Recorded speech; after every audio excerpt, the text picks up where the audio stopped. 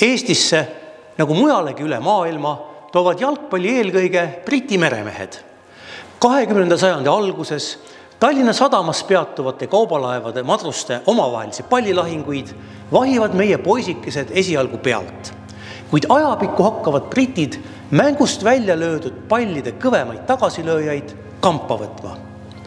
Mängust nakatunud poistesalgad ostavad kokkuklapitud raha eest madrustelt palle ja peagi ka jalgpallisaapad. Need tuleb laevast maale tuua tollivalvuri pilgu eest varjatuna. Suhted Briti meremeestega kujunevad sedavõrd headeks, et varsti mängitakse omavahel Lasnamäe veerul praeguse Kumu hoone lähedal.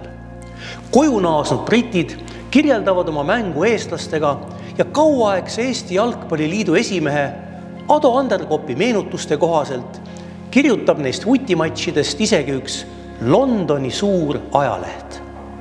Sealjuures on Eesti poiste nimed kirjas nii, nagu nad üksteist omavahel kutsusid. Pasuun, Pannal ja nii edasi. Anderkopi jutu järgi õppisid eestlased kiiresti ja suutsid peagi brittidele võrdväärset vastupanu osutada. Kuni ühel päeval tuleb Tallinna kurb teade. Sügistorm on uputanud tuttava laeva. Osa meeskonda on hukkunud. Nende seas on ka Tallinna jalgpallipoiste esimesi tõsiseid vastaseid ja selle mängukunsti õpetajaid.